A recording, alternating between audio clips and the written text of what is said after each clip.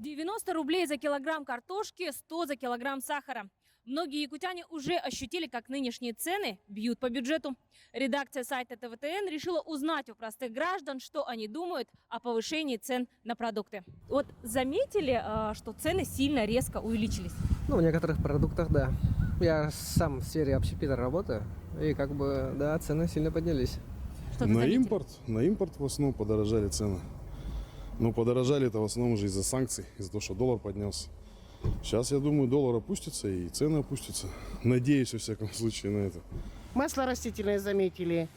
И покупали буквально 2 недели назад сайра. Подорожало. Да, это чувствуется, видно.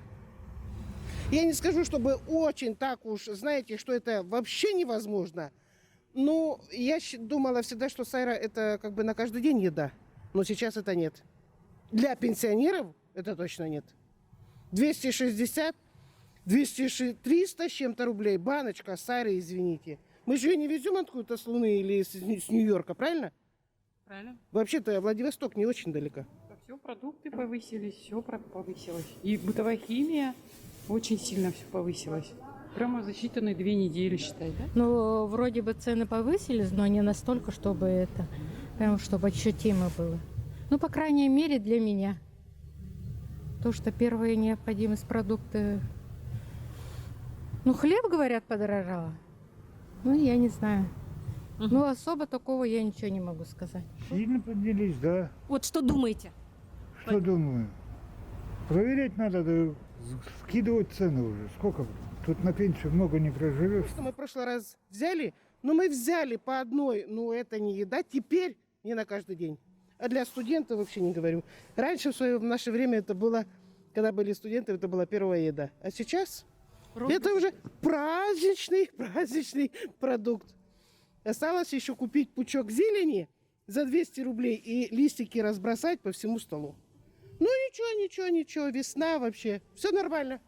Ну, сильно поднялись цены, да. И в разных магазинах по-разному. Например, вот здесь, в наших магазинах, правда, я не обратила внимания.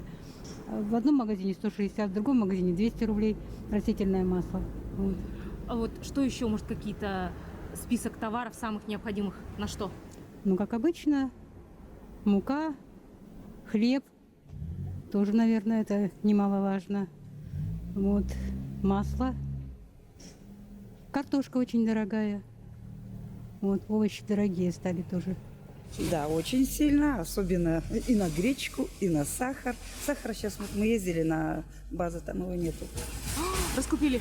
Ну, там нету его. В магазине я видела, что по 100 с чем-то. А на базе нет, написано, сахара нет ни на одной, ни на второй. Ну, гречка 100 с чем-то, 800 грамм. Вот так, короче. Мука, смотря где. Мы взяли за 221,5 килограмм, а в другом месте было 300 с чем-то. Мы узнали, что думают обычные граждане о повышении цен, а вы делитесь мнением в комментариях. Подписывайтесь на наш канал, ставьте лайки.